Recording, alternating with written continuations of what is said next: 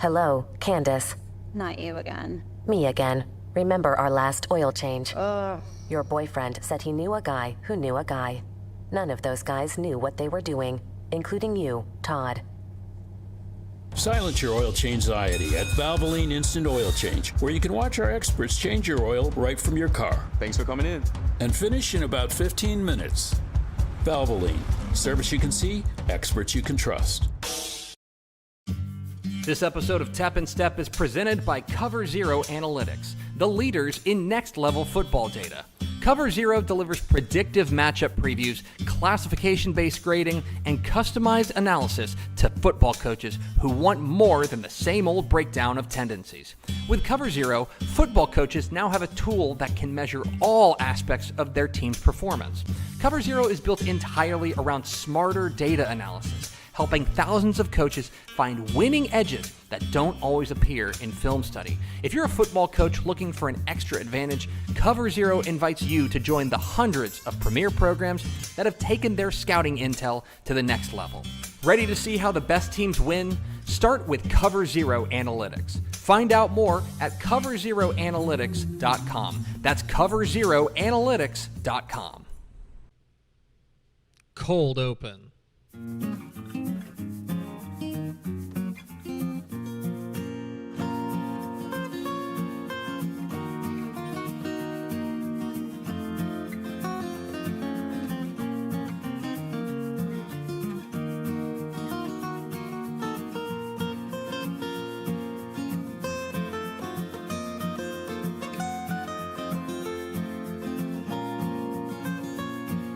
Tap and Step, your premium Texas high school football podcast from your friends at Dave Campbell's Texas Football and TexasFootball.com. I am the Tep, Greg Tepper, very uncomfortable with this new camera setup. I'm the Stepp, Matt Stepp, enjoying double-digit temperatures here in beautiful Canada. Double digit? Yes, we are in double digits for the first time in about 5 days. Wow, so, yeah. That feels momentous. We may get above the scheduled high today is 34 degrees Fahrenheit, which sounds balmy. No. Bust out the shorts here in a little while. No, thanks. This is your February off-season edition of Tap and Step, and this is one of the pillars of our podcast, I would say, Matt Stepp. This is a realignment overreaction, basically. We had like our realignment, like instant reaction at our live show in Birdville, and now we're Shout having out to Stepp Cam. Yes, absolutely. Shout out VNA and Stepp Cam. Yeah, the Stepp Cam was a big winner. Which, by the way, we have VNA Cam now, right there. There's tiny VNA Moreno. Yay, Hi, VNA. Hi guys. VNA. Hi guys. And now we've had 2 weeks to digest realignment, and now I think we've got some takes. Is that fair to say? Yeah, I think we got some takes. We got a lot to talk about. We have got a lot to talk about on this here February edition of Tap and Step. We do thank you for being a Dave Campbell's Texas Football subscriber or for waiting until Wednesday for the free version on YouTube. But regardless, you got to think of a catchy Wednesday thing. You know, we got Freeloader Friday, Walk on Wednesday. Yeah. We're workshop that. Wascally. Anyway, this is we got a lot to get to. We're going to go through every single classification and talk a little bit about their realignments. Ready to talk about Big Spring Pathway. Let's go. District 3-2A Division 2. Let's go. That was, by the way, one of the great joys, I think, of our instant reaction was you looking through the alignments and being like, these are schools I've never heard of. You, Matt Stepp. Yes. Saying these are schools I've never heard of. February 2nd was the first time I'd ever heard of Big Spring Pathway. And then it was Mesquite. So I now know who their Mesquite PTA. Yeah. They have a head coach now. Yeah, Nick Phillips. Former South Oak Cliff assistant Nick Phillips.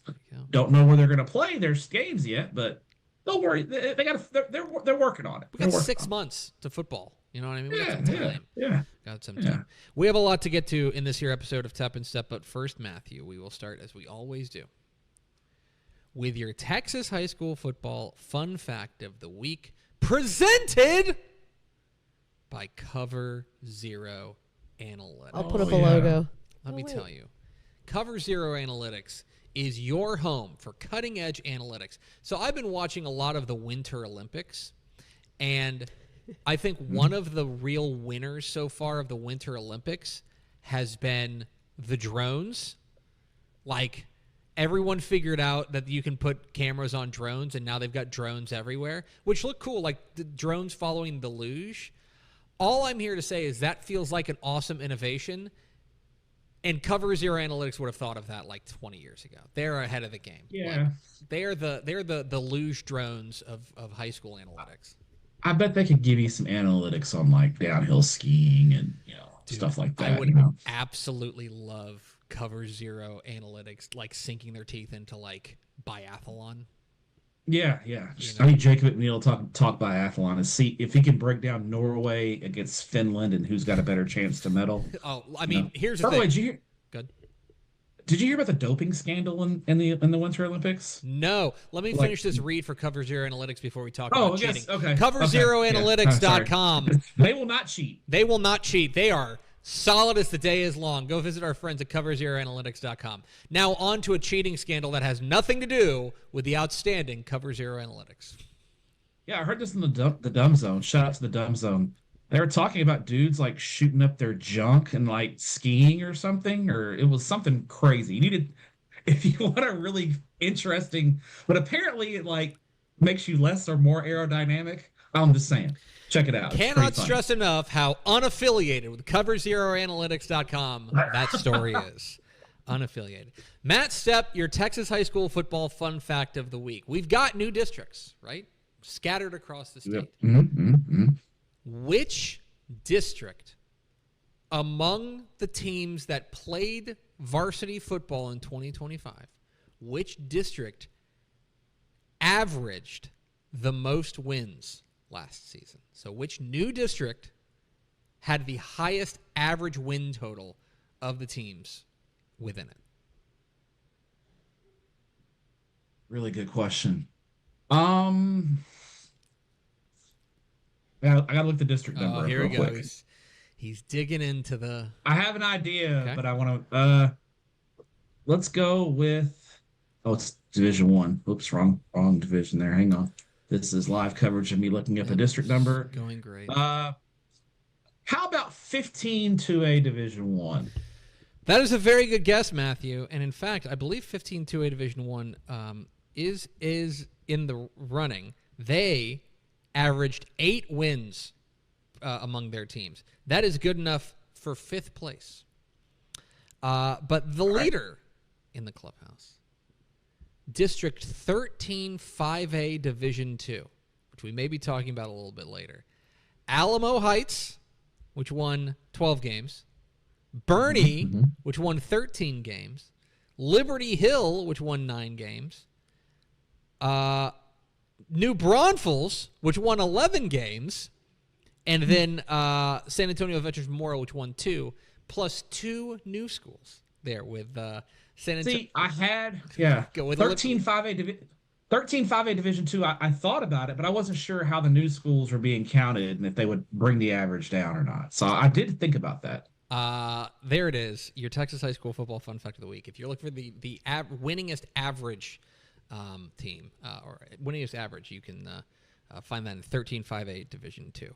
That is one district. What a very good district. We're going to talk a lot about that because we are going to go classification by classification and talk a little bit about UIL realignment. Of course, TexasFootball.com is where you can find everything for UIL realignment. It is honestly an absurd amount of coverage. Oh, by the way, I put this out on Twitter, and I want to see if you agree. This does feel like the most media coverage of UIL realignment we've had, like, statewide. I think that's awesome.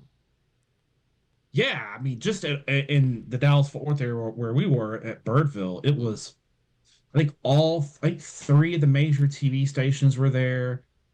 We were there. There were several, obviously Dallas Morning News was there. Star Telegram was, it was pretty hectic with media coverage. But then I think the other TV stations around the state have kind of caught on to the madness of realignment and are out. It just seemed, I agree. It seemed like a lot more coverage of realignment than ever before. I think it's a great thing. It's a fun event. It kind of breaks up the monotony of the off season a little bit. I mean, gives us something to talk about every 2 years. And yeah, I mean, it's I love it. You know, things get shaken up, and we've got a lot to talk about. I think we have now reached like this felt, I don't know, this felt like we were crossing like a real mile marker here of like mainstream coverage. Because like, of course, you and I are going to cover it, right? And then there's other folks out there who cover high school football that do a great job, that sink their teeth into this, and they, of course, are going to cover it.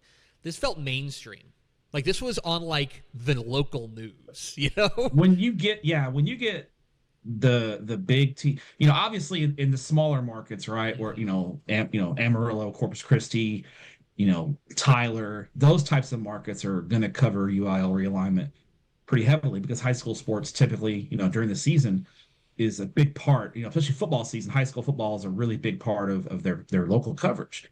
But you don't, you know, Dallas and Houston, San Antonio, those bigger markets, there's a lot going on. Yeah. High school football typically is not leading off the news or leading off the sportscast very often. So yeah, to have the main TV stations in Dallas, all three, you know, ABC, NBC, and Fox, I think were the three that were there. I don't think I didn't see CBS there, but 3 of the 4 big dogs in DFW market, which is a massive media market, was pretty impressive. Let's start, Matthew, with our breakdown of the largest classification, Class of 6A. We're going to kind of go through a couple of big things for each one. I want to start with just your overall thoughts. Now you've had about 10 days to soak in the majesty of the new Class 6A alignments. When you take a look at Class 6A as a whole, I'm curious, like, what springs to mind as like the big headlines.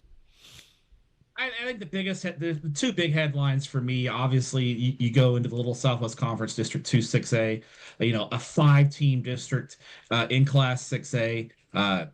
That was the biggest question we were talking about. One of the biggest questions we talked about pre-realignment was the UIL has a dilemma in 2 6A.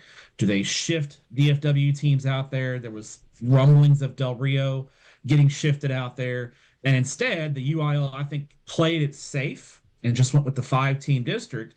I don't think they'll have this problem in the next realignment, because I think Friendship Memorial and maybe Friendship both come to 6A in 2 years. So this issue will be a moot point at that point. But right now, so they went the safe route, and basically what the safe route did is it's made the 5 schools in 2 6A probably, unless they work really hard to get an out-of-state team to come in, doomed to nine game schedules in the regular season, which I think is really unfortunate. I don't like it. I'm hoping that those 5 teams can somehow find a week 6 game, either finding a smaller school to play or bringing in an out-of-state opponent to come to town. So that's the biggest thing. I think the other huge thing is the Austin area picking up an extra district. You know, Austin for a long time has pretty much had 2 districts in 6A. You have, you know, 1 district with Round Rock and Leander, and then you had 1 district with kind of Austin ISD, Lake Travis, Westlake, Dripping Springs. They've added a 3rd district because Leander ISD has now 5 high schools in 6A, so they added a 3rd district. So now you got 21 schools in the Austin area in 6A, which means they need an extra district. The surprising part is that extra district didn't go into Region 4, which I think it could have, with just, you know, which that's the ripple effect, the domino effect of realignment. If the UIL doesn't have 2 full Rio Grande Valley districts of 6 teams, I think that Austin district shifts back into Region 4. But because they decided to go with the 2 districts in the Rio Grande Valley, shifting Laredo into San Antonio, there wasn't room for that 3rd district in Region 4. Well, where do you put the 3rd district? You put it in Houston, and in a surprise move. Because I think if you'd have asked me, if you'd have told me pre-realignment, Tepper, hey, Austin's going to get a 3rd district, but it's not going to be in Region 4, I would have said Region 2. I would have said they would have matched 15, up with the or District 12 or 13, where they match up with Central, like the Waco Midways and by district. Instead, it goes into Region 3, and so you're going to have an Austin district by itself in Region 3 so what you're going to see is a lot of playoff games involving Austin teams in Region 3 being played probably in Bryan, College Station, or Waller. Yeah, big win for the College Station Convention and Visitors Bureau, to be real honest. Yeah, Merrill Green Stadium's going to be rocking in Bryan in the playoffs next year. Two things, and I think that kind of my big takeaway is ultimately going to be the Region 3 upheaval and shuffle, because there's a lot of shuffling. And you mentioned the ripple effect. the fact that Houston ISD did not up teams up to 6A, I think that's ground zero for this. Because what happens is that suddenly there's one fewer district in Houston. Okay, that's great. Austin needs a new district. They just end up sliding them in. And so suddenly you've got this cross-regional. But let's also not overlook the fact that I think Region 3 got a real makeover in a couple of ways. One of them is just in shuffling teams. Obviously, the Austin team's moving in, but also the shuffle within Cy-Fair ISD, right? They took District 17 and District 23 and kind of like jumbled them up a little bit and said, okay, we're going to move these.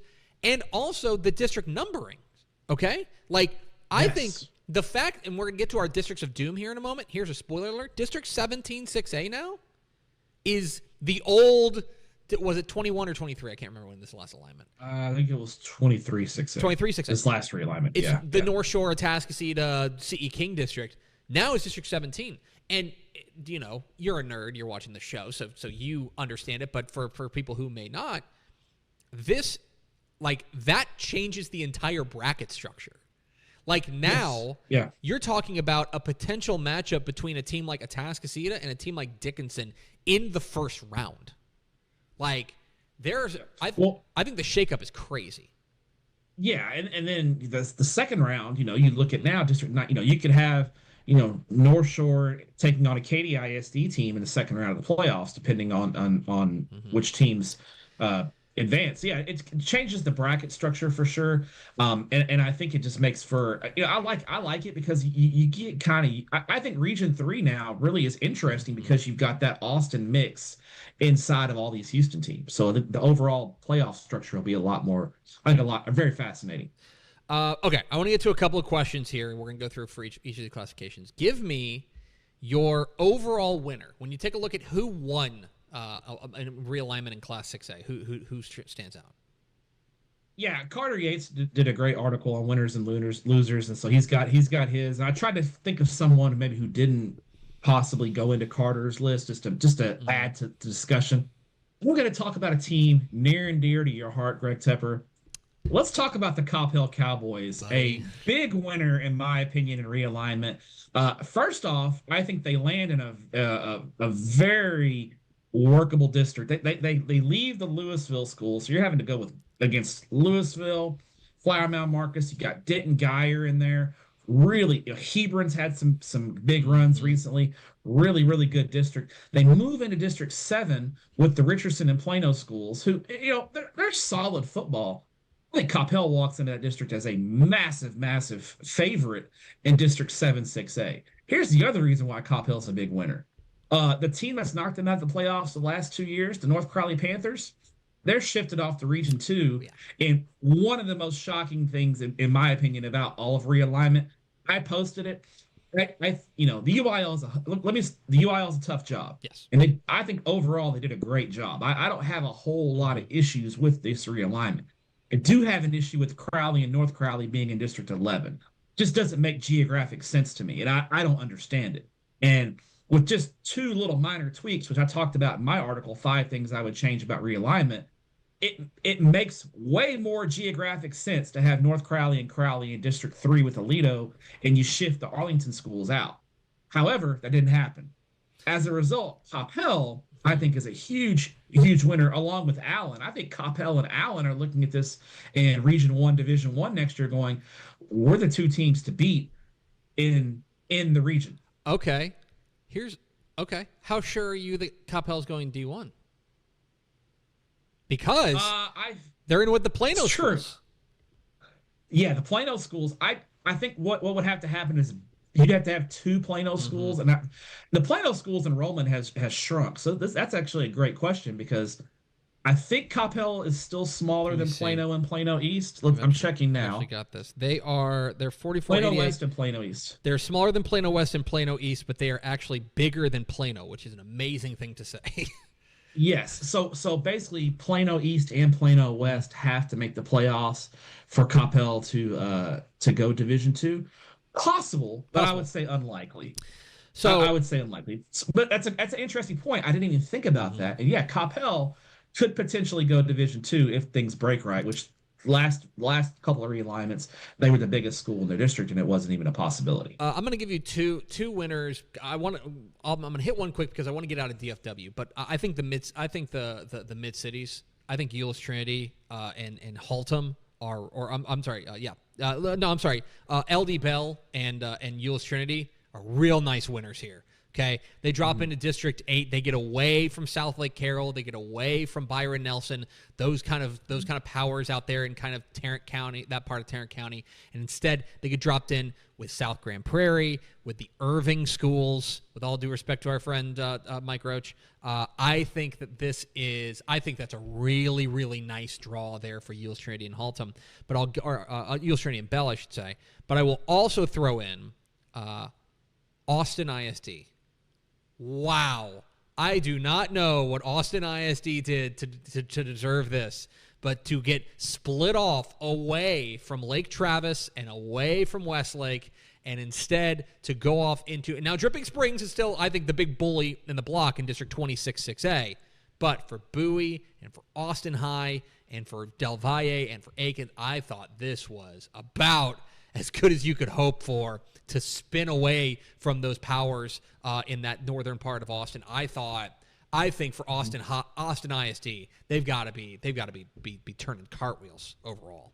Yeah, I think they're 6As for sure. I think you maybe say they're 4As, maybe weren't a winner. You look at that 4A district with LBJ having to go all the way to Kerrville. That's some heavy travel. One more since you gave two, I'll give you one more underrated winner that I don't think anyone's talked about. I think Houston Yates is a huge winner in the realignment. But here's the thing. Houston ISD did not opt up their 4A Division 2s. So Houston Yates was an 11-1 team in Division 1 last year and lost by lost by one touchdown to Pine Tree in the area playoffs. They bring a lot of guys back, and they drop down to Division 2, where guess what? Waco, La Vega, and Carthage are not in Region 3. Region 3 in 4A Division 2, there is a scenario. Houston Yates is a real regional contender in 4A Division 2, Region 3 now. So I think the guys in the third ward are a big winner in this realignment as well. Okay, let's get to in Class 6A some losers. Who is a team that caught the short end of the stick in 6A? Oh, we're doing this for each classification. Yeah. Oh gosh, I thought we were doing it overall. Blasting off Houston Yates. You have to get this Houston Yates take off. Sorry, well, I got Houston Yates in 4A Division 2, so I've already... bad. I thought we'll skip that. This. We're going to go 6A, 5A, 4A, 3A, 2A, 1A. Yeah. Okay, my bad. Sorry about that. Big loser in 6A. I'm not prepared for this because I thought it was just one. No. Yeah. Okay. Let's go with... No, I can get you one. I think, honestly...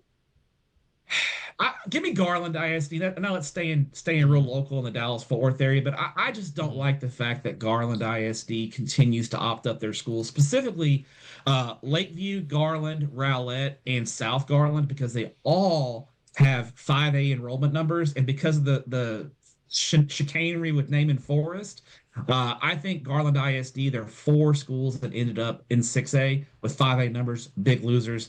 They're having to play up in all sports, and that's going to be really tough. And it's tough to see Naaman Forest actually in 5A while they have to stay in 6A. So I would say the Garland ISD 5As, 6As who opted up. I'll throw one out there. It's easy to say, but Crosby. I mean, like, as far as landing in 6A, to land in with North Shore. I mean, I made this point on TFT yesterday. People forget, like, now, count the teams in that district that have played for a state championship, right? There's now, in the last decade, or I'm sorry, in this decade, there's now 4. And by the way, one of those teams is not Atascocita, right? Like, it has been, I think, for Crosby, that's a pretty rough draw. Okay, now, as I'm going to give you some more time, because give me your toughest region. What's your toughest region in 6A? Toughest region is 6A. I still think it's Region 3. I mean, toughest region is tougher in 6A because you have the have the post splits. You don't know how the playoff brackets are going to go. So you're just kind of looking at the region as a whole and just kind of saying, okay, regardless Division 1, Division 2, I think 6A Region 3 is going to just be a gauntlet once again, especially when you add in the likes of Vandergrift, up-and-coming Hutto squad, who I know is looking for a new coach, but has high expectations next year. Cedar Park had a great year in 5A moving up. So, and you've got North Shore, Atascocita, Summer Creek, Sea King, Dickinson, Shadow Creek, Pearland. I mean, you can just Katy. You can just rattle off. Cy Ranch being a team that was loaded in Region 2, shifting into Region 3 as well. Cy Ranch just makes Region 3 even tougher. So for me, without a doubt, it's Region 3. I think it has to be as well. I'll give you my district of doom. I think there's a couple of choices you could have, but I think you don't overthink it. It's District 17 6A. I think that North Shore, CE King, Atascocita, Summer Creek, Crosby, Kingwood, right? This is a low. There will be 2 good teams that miss the playoffs out of District 17 6A. And I think the obvious other answer will probably be 11 6A. We've barely talked about it, but I mean, the North Crowley Duncanville kind of match up there. You add in the Mansfield schools as well, and Waxahachie, who looks like they could have their best team in years. That's a brutal district as well. For me, I would say if I'm looking at a district of doom, I think you mentioned 11 6A. If I'm going to go off the board a little bit, I really like 27 6A. Steele. I like Piper coming up from 5A, up-and-coming program. New head coach Eddie Salas has done a great job there. San Marcos, John Walsh, they had their best season in years a year ago. Joe Hubbard's done an awesome job at East Central. So I like 27 6A. Adding Piper in, I think, makes that district a lot tougher. All right, and then we're going to have one game in 6A. Well, let's just say it's a district game that we didn't have last year, whatever that means. A district game that you're excited to see. I'll throw one out there. I am excited about Prosper and Prosper Walnut Grove.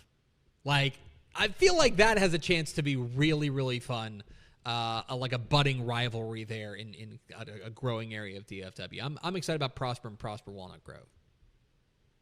We'll go down to the District 36A. San Antonio Southwest they've had some great seasons the last couple of years, taking on Laredo United. Laredo United has been the flagship program in Laredo. David Sanchez is an unbelievable football coach. Great seasons year in and year out. They're at Laredo United. I want to see San Antonio Southwest and Laredo United. I need to get to a game at Southwest. They've got a really cool stadium that I have not had a chance to go visit, and I want to get down there, and I'm making plans to visit in 2026. All right, let's move to Class 5A, because we are doing this class by class. I put it in the rundown. Anyway, let's go to Class 5A. We'll combine divisions, Division 1 and Division 2. What's your overall headline from the Class 5A alignment?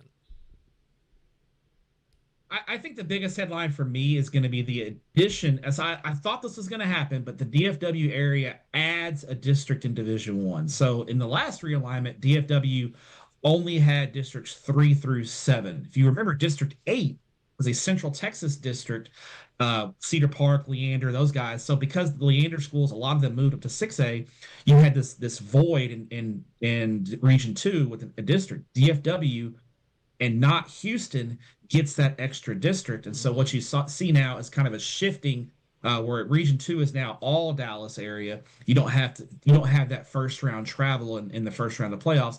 And the district that gets added is basically a result of the 6As dropping down, i.e. DeSoto, Cedar Hill, Lancaster, Mansfield, Legacy moving down from 6A. They all comprise District 8 along with a couple of other teams. So to me, that's the biggest kind of overall headline in Class 5A that I saw. I think the biggest headline for me is that in 5A Division 2, the UIL kind of hit a reset button. And what I mean by that is a lot of the headlines and a lot of like the eye-popping things we saw from the 2024 alignment, they kind of undid in this alignment. Specifically, look, they swing Port Nature's Groves back and Nederland back from Region 2 over to Region 3. They move Liberty Hill back out of Region 3 over to Region 4, right?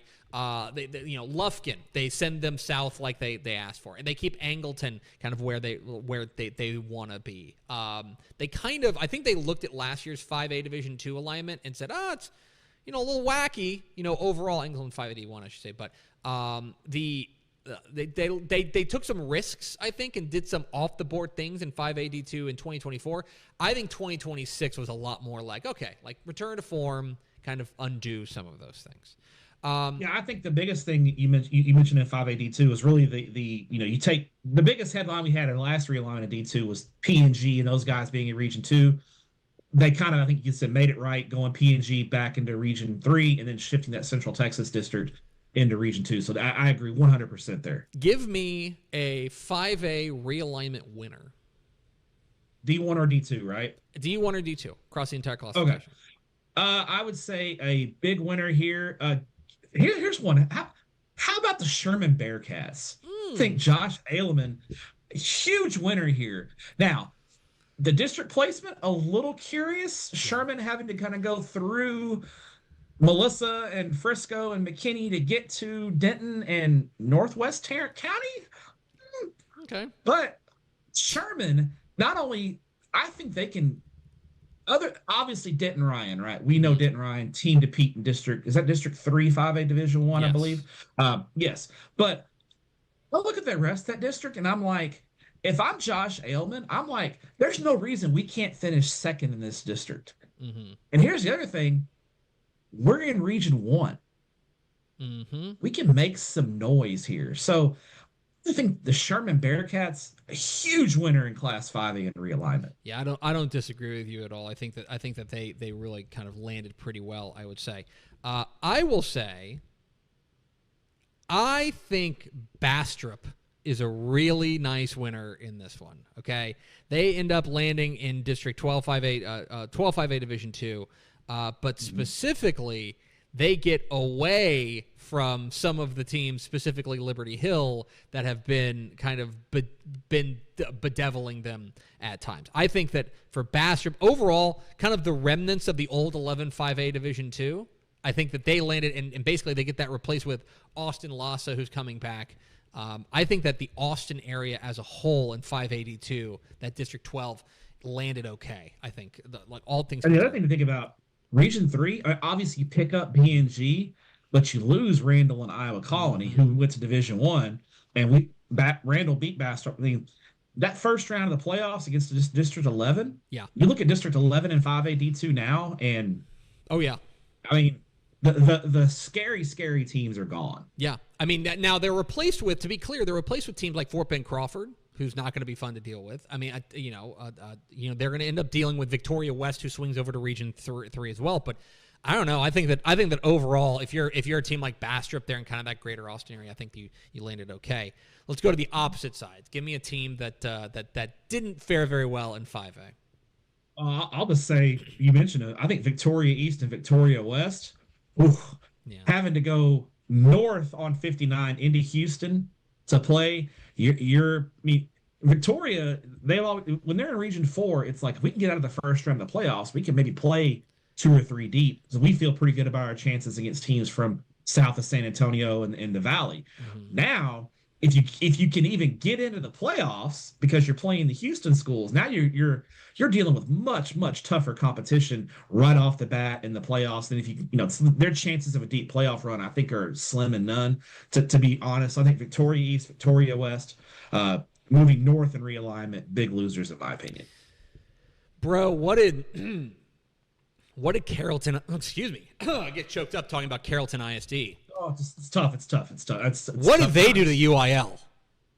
Dude, that is, I mean, now they were in a relatively manageable district last time. So this is a little bit of their turn in the barrel, but boy, howdy. Okay. They get thrown in there with Highland Park and Richland in District 6-5AD1. I think, boy, I don't know what Creekview did to the boys to the friends on Manor Road. Yeah. Goodness, that is tough draw. That is a very, very tough draw. Okay, give me your toughest region in 5A. And it's hard to argue with 5A Division 1 Region 2. Mm-hmm. I mean, we're talking DeSoto. Yeah. We're talking Cedar Hill. We're talking Lancaster. That's the other thing about Carrollton is like, oh, by the way, you're in by far the toughest region. Yeah, I mean, it's brutal. Then you got Highland Park, Richland's a really good team coming over. Oh, by the way, Frisco Lone Star, who went to the state championship game last year. Oh, and by the way, Melissa gets added in here as well, a regional finalist in 5A Division II. And 5A Division I Region II is a murder factory. Yeah, that is crazy. I think I agree with you. I will give an honorable mention though to, buddy, 5A D2 Region 1. 5A D2 Region 1 got a real glow up. And obviously the additions of teams like Salina, teams like Frisco Panther Creek, Frisco Emerson, right? I think that obviously does part of it too. But I think Region 1 kind of used to be like Argyle and then kind of everyone else in a lot of ways. At least in the last alignment, it felt that way. I think Argyle, the region got a pretty significant glow up. Give me a district, your district of doom in 5A. Here's one that I was thinking about the other day. I think District 12 5A Division 1 is brutal. Get this, Tepper. You've got College Station and A&M Consolidated, perennial power teams out of the Brazos Valley. You've got Pflugerville Weiss, a third-round playoff team. And let me tell you, folks in Austin are telling me Weiss next year is going to be pound for pound the best team in the Austin area next year. Malcolm Hill's ball club is absolutely loaded. You add in Georgetown, who was a second-round playoff team from District 8 last year into this district. You add in Colleen Shoemaker, a perennial 6A playoff contender out of the 6A, dropping down to 5A. Pflugerville Connolly was an area-round playoff team in Division 2 last year. Then you add in Colleen down from 6A. Tepper, there's going to be one or two really, really good football teams in District 12, 5A Division 1 that don't even make the playoffs next year. It's a brutal district. I totally agree with you. I think that is an absolutely, again, one of those things I think is flying under the radar, but I think that what the UIL did with the College Station area teams, I should say, is certainly noteworthy. I will throw in, we mentioned 13-5A Division 2. I think that is really tough, right? With Alamo Heights, Bernie, Liberty Hill, New Braunfels coming off of one of their best years, in a long time. You've got 4 legit regional contenders in there. I will also throw an honorable mention out there to, let's see, who else do I want to talk about? There's one more I had, and I can't find it. So that's the winner, 13-582. Okay. Now, finally, give me a district game that you're excited to see. Just a new district game this year. Let's go with the new. I'll kind of go with your take. A new rivalry getting built for the first time. Liberty Hill taking on Liberty Hill Legacy Ranch. Want to see that just how that rivalry develops from the jump. I think Legacy Ranch expects to come out and be competitive. I don't think they're going to do things like Liberty Hill. I think Legacy Ranch is going to be a little bit more of your wide open offense. Liberty Hill is going to run that slot T and try to get after it. So Liberty Hill Legacy Ranch, excited to see that rivalry make its debut in 2026. I'm going to District 9-5 AD1, Port Arthur Memorial and LaPorte. Just in my veins. My veins. They're gonna take aluminum bats to each other. It's gonna be so good. It's gonna be. I love LaPorte's. LaPorte's addition to that district is really fun. If you like running the damn ball, do I have a district for you? That is gonna be a lot of fun. Okay, let's move to 4A. 4A. When you take a look at the 4A alignments, now that you've had about 10 days to soak it in, what do you see? And first thing that pops off the page at me is the 4-team district in 4A Division 1. We talked about what the UIL was going to do out west in 4A Division 1. They decided to go with the 4-team district. Good luck to those guys trying to find 7 non-district games. And then if I go into Division 2, I mentioned it, and I talked about it in my realignment winner just ahead of the time, but Houston Yates, being Houston ISD opting to not opt up their Division 2 schools into Division 1. So now Houston ISD has their own self-contained district in Division 2 in Region 3, I think is a really big thing for me as well. I think the headline in 4A is, especially in 4A D1, is just the regional grab bag. Okay? Because you have big time contenders on the move. Okay? I want you to consider you could still have a Stephenville and Kilgore state championship game this year, and both teams would be on the same sideline if they were. If you didn't know, they flip them every year. But but Stephenville moving to Region 3, Kilgore moving to Region 2. I mean, Alvarado moving to Region 2, or Region 1 rather. I think there was a ton of shakeup regionally that when you start digging in and start figuring out who's moving where, like teams like Lindale, who was a really good team last year, a 10-win team a year ago, moving. Springtown moves to Region 1. 4AD1, the bracket got a total makeover, which is fun. You know, it's interesting. I don't know if, you know, we get to say it's fun because we get to cover the games regardless. But that is certainly, there were some regional decisions that were made by the UIL, which are, I don't know. It felt like they were just like, what if we shake things up? It was definitely shaken up. I 100% agree. The number of contenders, especially in 4AD1, that changed regions is a huge headline. Crazy. Okay. Give me a winner in realignment from 4A. How about the Hillsboro Eagles? New head coach. They just hired a head coach last night. Congrats to Leland Hamilton, former Morton Ranch offensive coordinator. He takes over at Hillsboro. When I look at Hillsboro, I feel like they could have gone.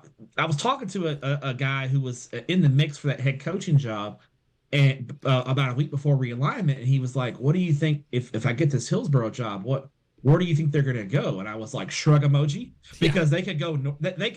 Hillsboro is about halfway between the Dallas-Fort Worth Metroplex and Waco. So they could go south into Waco. They could go north into Dallas. They could go east over towards I-45 with like Madisonville and teams like that. They could go west and play teams like Brownwood and Glen Rose. They got Glen Rose, but the rest of their district, there's no reason Hillsboro shouldn't get the number 2 seed out of District 5 4A Division 2. I think Hillsboro got a great draw here. And then here's the thing. They get the number 2 seed. They've got a pretty manageable by-district matchup as well there against District 6. If you can avoid Sanger and Crum, I think you've got a shot to maybe get to the second round of the playoffs. Oh, I don't disagree with you at all. I think that they landed pretty softly. Okay, I'll give you one.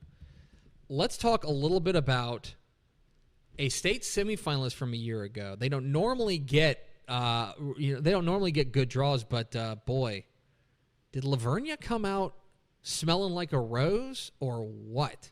Okay, if you remember last time around, okay, Lavernia was in a district: Port Lavaca, Calhoun, Bay City, El Campo.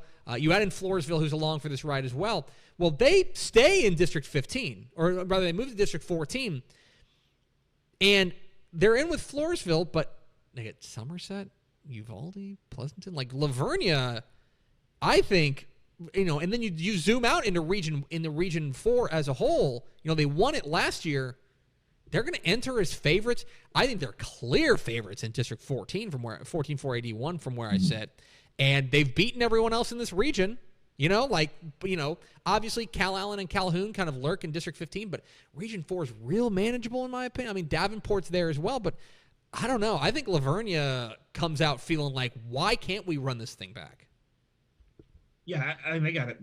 They won the region the last 2 years, and I agree. I think obviously Region 4 is a little bit tougher now, but you know, because you add in Kerrville Tivy, a perennial 5A playoff a team dropping down, but there's no reason Brian Knowles Ball Club can't do some real damage once again. Yeah. All right, give me a team that came up short, a realignment loser in 4A. This is a little tougher. I mean, because there's a few different options you could go here. I think Bay City kind of had a tough draw. Not only do they move from Region 4 to Region 3, but when they look across at their by-district matchup, they're looking at the Stephenville district. And obviously Stephenville is the headliner. Stephenville, it is going to be so weird to see Stephenville in Region 3 and playing first-round playoff games against El Campo or something. But they look across there. You got Stephenville. You got Always Tough Land Passes. You got Gerald, Slot T is the Devil, moving up from Division 2, and China Spring moving up. Bay City's got to looking at it like, what the hell did we do to the UIL to play this district in the first round of the playoffs? So I think Bay City, in my opinion, one of the losers in realignment. Godley is sitting here being like, "Well, you say F me for," okay? Godley. Now, I want to be clear. They didn't necessarily have a great draw last time. They were in with Glen Rose, but like Glen Rose, Benbrook, and then they finished third in that district last year. Good team.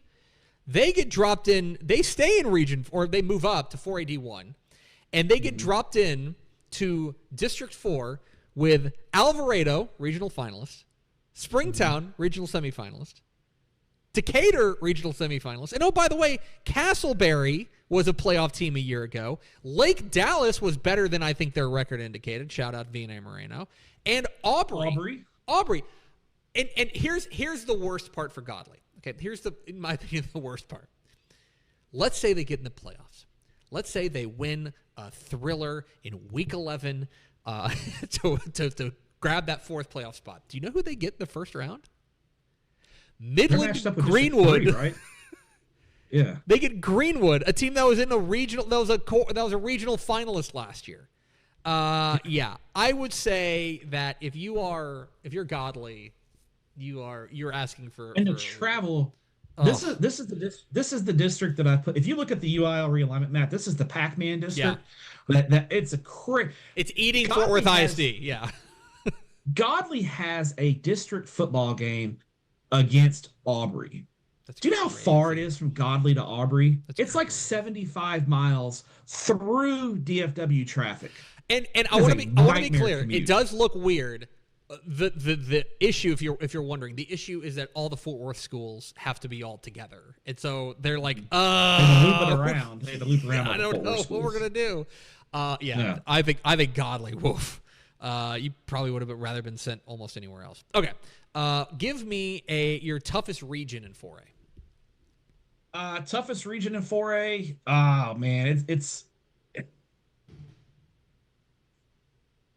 I think 4A Division 1 and Region 4 is really intriguing to me because you've got Austin LBJ, you've got Canyon Lake, Davenport, Pivy, Lavernia, Somerset, Corpus Christi Miller, Corpus Christi Cal Allen, Port Lavaca Calhoun, Alice dropping back down from 5A. This is a really underrated and tricky region. I think there's a case to be made. I don't think there's a clear toughest region in 4A, Division 1 or Division 2, but I do like the depth in Region 4 and 4A Division 1. I'm going to take my own question. I'm going to spin it. Here's, I think, the most interesting region for me, and it is 4A Division 2, Region 4, okay? Because you have basically imported a new power class here. Because so here's who are like, I'm looking at last year's final rankings, okay? Here are the teams that were powerhouses in Region 4 that stayed there. Okay, so Cuero got moved around, very interesting, but Cuero, Rockport, Fulton, and then you get into like the Wimberleys, the Salados, Lago Vistas. Here's who moved in, okay? La Vega, Robinson, Brownwood, Waco, Connolly. I mean, they got imported like in a new class of powers within Region 4 of 4A Division 2, and I think that's going to make for some really fun football. You bring that Waco area district into Region 4, and it immediately jumps. I mean, Waco La Vega, we talk, man, guys, Robinson, the Rockets are going to be a real problem next year. And Gatesville, Coach Aguirre's done a great job at Gatesville, and then Waco Conley, a new head coach. Waco Conley's got a new coach, and they are always super, super talented. Region 4 got to glow up for sure. All right, give me your toughest district in Region or Class 4A. And it's hard to go against District 8, 4A Division 2. Yeah. I mean, how can you not talk about Carthage, Pleasant Grove, Gilmer? Hey, Pittsburgh had a huge turnaround last year. They're going to be good. I think center under Jack Alvarez is back. Riverboat Jack is back at center. Hey, that District 8 4A Division 2 is District of Doom material. It's absolutely a bear. I will throw in there just for funsies. I am very interested in 12 4A D1. 12 4A D1 I think has a lot of fun in there. When you take a look at them with Stephenville, obviously the reigning state champs, Lampasas, China Spring with a new coach that again, I think they were better than their record indicated. You've got a 9-win Gerald team in there. Burnett was a team that won a playoff game. You have got 5 teams that not just went to the playoffs. All 5 of those teams won a playoff game. Meanwhile, by the way, we didn't even mention. I know you talked about Bay City and El Campo. Dude, look at District 11, 4A Division 1. Every team except Brookshire Royal went to the playoffs last year. And by the way, Brookshire Royal was 4-6 and like a game away from making the playoffs. Like, they're not bad at all. So, I don't know. That one's pretty wild to me. Okay. Finally, 4A, give me a 4A district game, a new 4A district game that you're excited to see. New 4A district game. I could say Carthage and Pleasant Grove. That's the easy choice because of what happened. A lot of fun. Give me Purville, Tivy, and San Antonio Davenport in 13 4A Division 1. I'm excited to see what Tivy dropping down from 4A into dropping down into 4A from Class 5A. I'm interested to see what they do. I could go with Springtown and Alvarado, which is a rematch of a regional semifinal last year, which would be dope. But I'm going to go, let me be hipster here for a moment. How about El Paso Isleta and El Paso Andress for probably the District 1 4A Division 1 title? Andress and Isleta. Andress dropping down. Yeah, I think that's going to be a lot of fun. Isleta won that district and had one of their best years ever last year at a 10-win season. Now they're going to get some. Andress. Yeah. Dropping down from 5A. They beat Wichita Falls Memorial in the first round of the playoffs last year. So I am very interested. We don't talk El Paso. I think El Paso's realignment is not usually very interesting just because it's kind of set. It's like, okay, you're going to be District 1, and you know how many teams are going to be there? Yeah. The big day for El Paso is really when like the cutoff numbers come out, because then you're starting. Yes, the division. I guess the big news for El Paso, they did get their own 4A Division 2 district, whereas they opted them up last time. So, all right. Let's move to, got 2 more classifications to go. Let's go to Class 3A. What is your big headline in Class 3A? For me, it's the Division 2 powers moving into Division 1. So we're talking about defending state champion Wall. You're talking about Gunner, who won the state championship the previous 3 years. To me, those 2 teams jumping into Division 1, that's the huge headline here, and I think it completely reshapes both brackets, because I think Wall and Gunner are going to jump into Division 1 and be contenders right away. And then it completely opens up 3A Division 2 to some new teams emerging and some new powers emerging because of that vacuum left by those teams moving up. I think you are spot on, because I think that what that does, I'm going to take that exact same point and spin it the different way, which is who is able to grab the reins in 3A Division 2. Because for years and years and years, it's been Gunner Canadian. Maybe it's Newton. No, this year it was Wall, stuff like that. But largely, it's been those teams basically since Franklin moved up to 3A D1. Now, it's like, okay, is this the year that, like if there's ever going to be a year to like career and have it, like these next 2 years with Gunner and Wall now gone, like this is the opportunity. And I think it opens up really well for a team like Newton, who of course played for a state championship a year ago and lost to Wall in that title game. Well, Wall ain't there now. And I wonder if now, because of Wall, specifically Wall and Gunner, Canadian still exists, but I wonder if the power has now shifted southeast.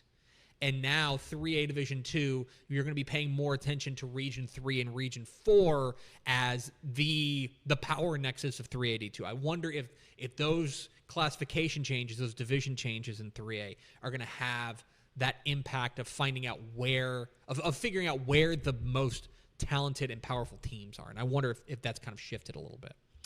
Okay. I agree 100%. Give me a winner, a realignment winner in Class 3A. How about the Edgewood Bulldogs? A team that went 10-3 a year ago in Region 3, which we may talk about in a minute in 3A Division 2. They shift over into Region 2 where, hey, guess what? Gunner's not there anymore. So Edgewood, with 10 wins last year, a super explosive offense, moving from Region 3 into Region 2 without Gunner, give me the Edgewood Bulldogs, big winner in realignment. That's a very good pick. I am going to go so far off the board that there's no way you've even thought about this team. All right. Matt Stepp, how do we feel about the draw for Cleveland Tarkington? Okay? They have not made the playoffs since 2016. They have not won a playoff game, their only playoff win in program history, in 2014. And look, they were drawn into West Orange Stark, Silsbee, Hampshire Finette, right? They move up to 3A Division I, and suddenly I look at Tarkington and I'm like, I know they went 0-10 last year, but like that district lightens up pretty significantly. Buddy, I don't know, man. That's an example of a team that obviously had a very, very, very, very, very tough 2025. But like the skies have opened a little bit, and you're like, okay, if we can put something together, like the playoffs are not out of reach for a team that went 0-10 last year, despite moving up, and you just can't say that very often. So I think overall they landed okay despite moving up. Okay, let's talk about on the other side. Give me a team in Class 3A that you think got the short end of the stick. Yeah, I think the Edna Cowboys got a tough draw here. Moving from Region 4 into Region 3, where they have to deal with Columbus inside of their own district. And by the way, an up-and-coming 4A drop-down in Wharton, who I think has shown major improvement in their first year under Coach Haddock in his first year. I expect Wharton to be a contender there as well. And then if Edna can, looking in their region, you got to deal with a region that includes Franklin, Lorena, Palestine Westwood has got maybe the best quarterback in the state coming back, a Fairfield team that's outstanding, East Chambers, Kirbyville. It's a real Region 3, much tougher neighborhood than Region 4 for the Edna Cowboys. And it's not just because she was walking around here earlier. Lano. I think that the headline is teams that moved over from Region 4, where Region 4 felt like it was manageable. Well, Lano gets swung out not just to Region 1. We know that's a possibility. Those hill country teams, I think we think of them as like Central Texas, even South Texas, but they're not. They are centralized, and so they can kind of go everywhere. Buddy, to get thrown out west and get thrown into a region, not just into a region 1, which feels pretty loaded, but in a district with Wall, where now you're going to have to make a trip out to San Angelo. I don't know. I think for Lano, that could have gone better. Yeah, I agree. A tough draw for the Jackets. They'll be fine, but it's a tough draw. I think that's exactly right. I think they're fine. I think that, in fact, to skip ahead, if you want to say that Lano and Wall is one of the games you're most looking forward to, sign me up. But I do think that this is that's a pretty tough draw for them. Okay, give me your toughest region. What's the region that you're going to be zeroed in on? 3A Division 2 Region 3. Just a loaded group. I mean, you got Newton, obviously, who played in the state championship last year. Woodville, who played in the state championship game the year before. You got Hardin, a 12-1 team dropping down from Division 1 into this district. You've also got ARP and Troop, who had huge years last year. Perennial power West Rusk. Jefferson moving down from Division 1 as well. Then you've got Tig moving down from Division 1. And then moving up from 2A Division 1, a really good Mildred Ball Club. I think 3A D2 Region 3 is loaded. I like 3A Division 1 Region 4.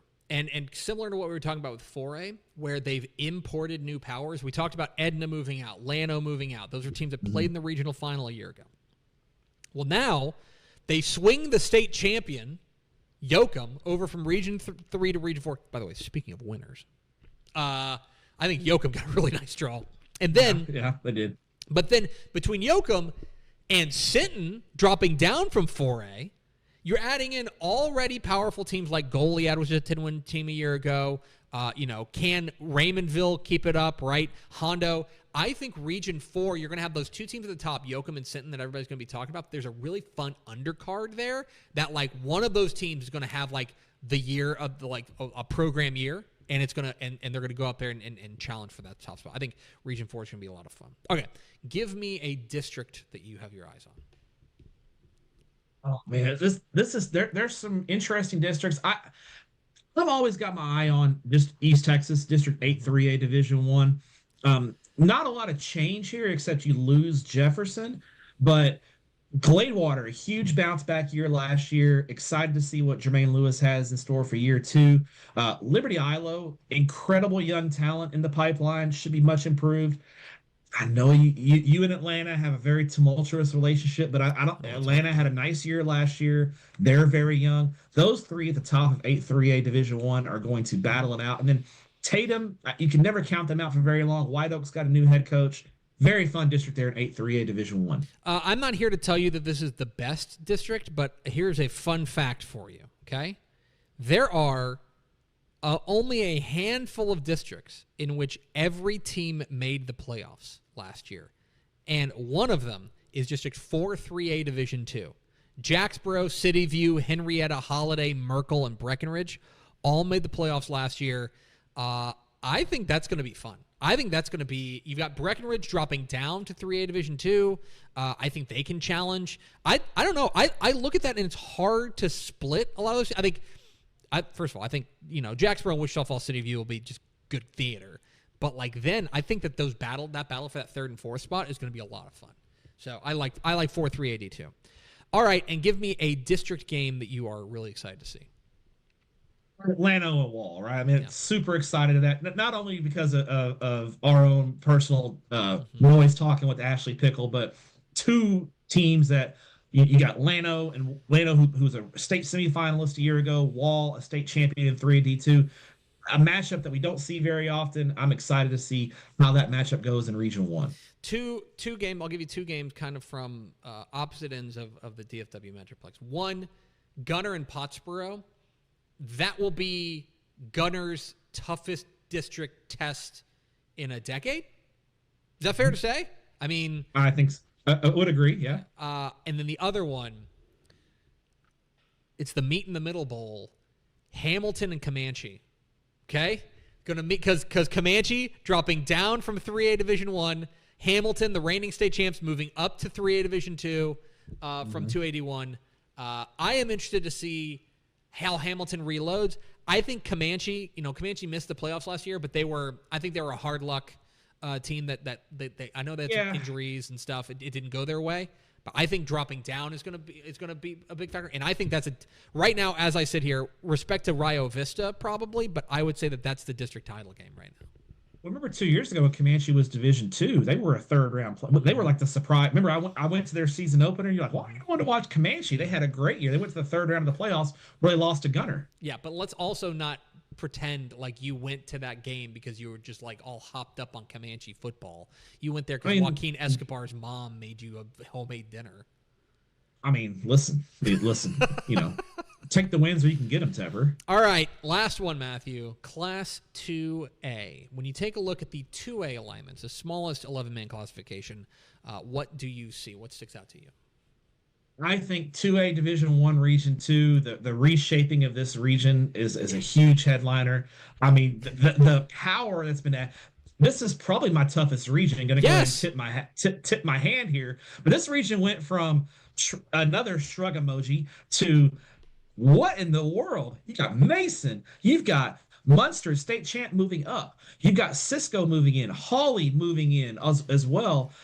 De Leon was people forget how good De Leon is a legit contender next year with how close they were to Hamilton a year ago.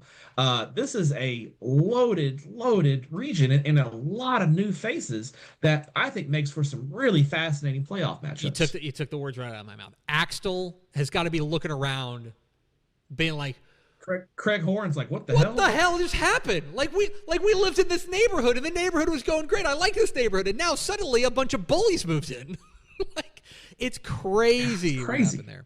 I would also, I think that overall, kind of some regional shifts there, and then I also think that kind of underrated, I think, is kind of the glow up of 2A Division 1 Region 4, specifically teams that are moving up into there. You add in Shiner, a state finalist from a year ago, moving up to 2A Division 1. Granger was a 2A Division 2 team that was 12-1 last year. They move up. And then you add in teams that moved in, like Jewett-Leon, who's coming off a really, really good year at 11-1. I think Region 4 kind of got a little bit of a makeover, too, in 2A Division 1, which makes this really fun. The other thing is kind of similar to what we were talking about 3A Division 2. Brother, 2A Division 2, I mean, like, who wants it? You know what I mean? Like, I think it opens up really, really significantly for a lot of teams that felt like they were close. Teams like Groover, right? Teams like, I think teams like Junction, teams like Bremont, those types of teams, I think things really open up for them that allow them to maybe make some noise. So I'm interested in that. Okay. Give me a realignment winner from Class 2A. Smart. Yeah. You move over into Region 2, and guess what? Munster's gone. So now you still got Albany to deal with, and you still got Stanford, who was a Division I state finalist 2 years ago. But if I'm Mart, I'm looking at this like, man, this thing has kind of opened up for us. We can kind of get our foot in. You can see Mart towards the end of the year kind of starting to figure some things out. And the other thing for Mart is they don't have to go east in playoffs. They go west, which Mart's typically got a lot of team speed. That's a premium. And as you move west, I think Mart has a chance to be some real matchup issues for teams going west. I'll give you another one. And it is, at first glance, you're going to say, well, I don't know necessarily how you feel about that. Buddy, I think that the Cook County D2 teams, specifically Lindsay, Collinsville, swinging over to Region 3, where Region 3 kind of got abandoned out there. Like Mart moves over, Bremont and Chilton move over. Like you still have Mount Enterprise, who won the region last year. I think we all have. They lost. Yeah. Yeah, they lost everybody and their coach. Yes. I mean, their coach left as well. And so I think if you want to look at Lindsay right now, and you were asking me sports gun to my head on February 10th, who's winning 2A Division 2 Region 3, I think it's Lindsay. I think that like them moving over, I think that opens up significantly for them. They moved from a team that was kind of fighting to get into the playoffs last year to a team that could win the regions. Pretty crazy change in fortunes for those guys. Yeah, we knew they were going to get away from their Krauple rival Munster because Munster was moving up. But for Lindsay, I feel like you're just like, don't say anything. Like maybe they won't notice. I think that is a really, really nice draw for them. Okay, what about the other side? Give me a team that maybe is feeling like their ox got gored. I think Granger's got to feel that way just a little bit. Moving up, we knew they were moving up. So, I mean, there's really nothing you can do about that. But moving up makes it tougher. Moving up from Division 2 to Division 1. You get into a district with good teams like Marlin and Thorndale, and then the first round draw here with the tough East Texas district with, you mentioned Jewett-Leon, Lovelady, who's been a really good Division 2 team moving up, Corrigan, Camden, and Centerville. Really, really tough first-round draw for Granger or anyone who comes out of District 13, 2A Division 2. We had our eye on them heading into realignment, just literally because of geography. But, bro, if I'm Brady, I'm like, you got to be kidding me. Brady, if you didn't know, are they the geographic center of Texas? They're the closest. Yeah.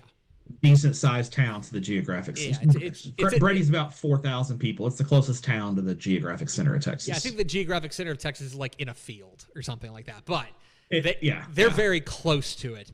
And so, as a result, they can really go kind of wherever. We knew they were moving up from 2A Division 2, or to move down from 3A Division 2, and you're thinking, okay, things are going to get easier. I would make the argument that things got significantly tougher for them despite dropping down. Because they're 100%. In a district with Mason, in a region with Munster, Dilion, Cisco, Anson, Axtell. Like, I don't know. I think if you're Brady, you're like, really? You guys couldn't send us like west? You guys couldn't, like, we'll drive. Like, what do we need? I think for Brady, that was pretty brutal. Pretty brutal landing for them. It's a tough draw. Yeah. I think we talked a little bit about the region. I think we both agree 2A Division 1 Region 2 has gone from the outhouse to the penthouse. It's just crazy how much of an overhaul there is. What about a district? Give me a district that you're going to keep an eye on. How about I like that district up in District 3 2A Division 1. Mm-hmm. I think it's a real, Abernathy's always, Abernathy, New Deal, New Home, and Post.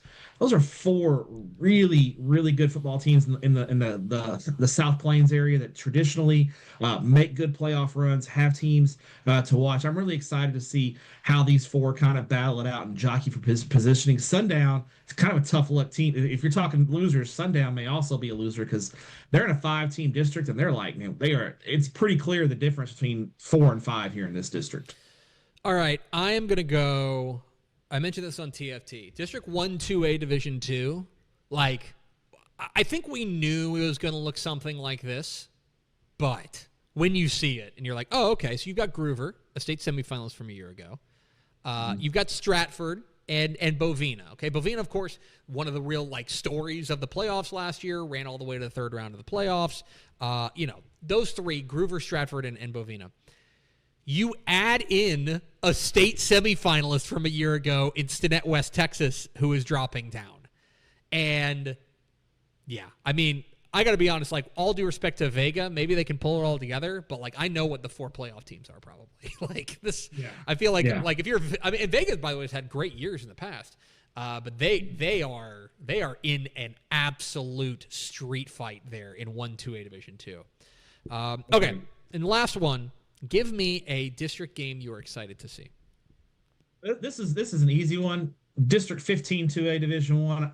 Oh, yeah. Shiner versus Ganado, must-see television right there.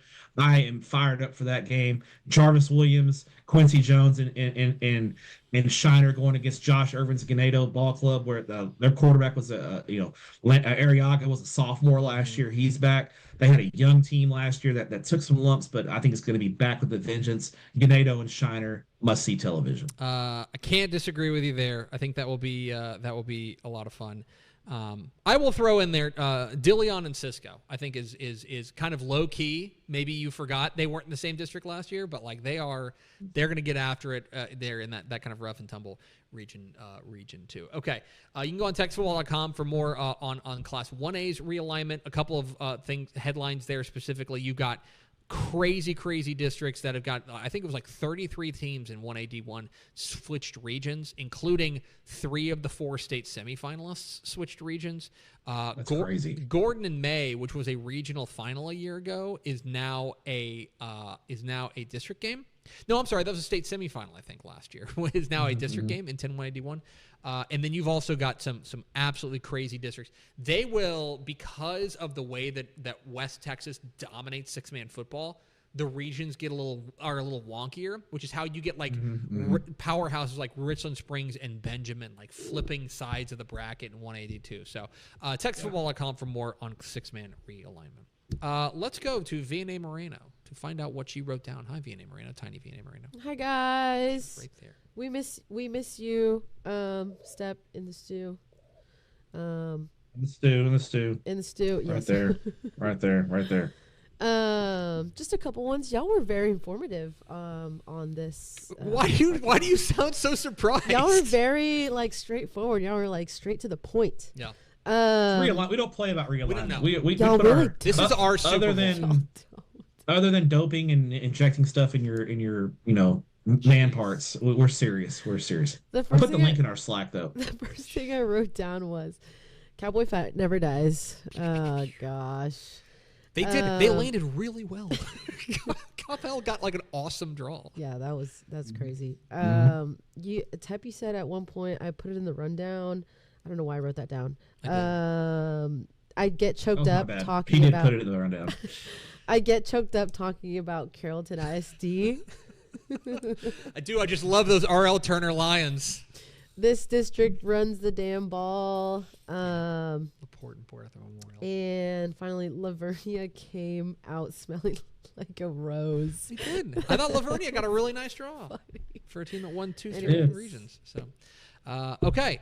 The next one, we'll probably have some more realignment thoughts, but it'll be a lot of coaching changes because we've intentionally held off on doing coaching changes because we will have a ton of them. We'll be backed up with them for our March episode. Yeah, we'll be all backed up. Okay. Stepp, safe travels, my friend, and thanks for your courage. Thanks. Thank you. We'll see y'all in March. We'll think I might be at state basketball for boys, so we'll have to work around. State basketball. Yeah, so we'll have to work around our schedule there a little bit. VNA, thanks for your courage. Bye. Bye.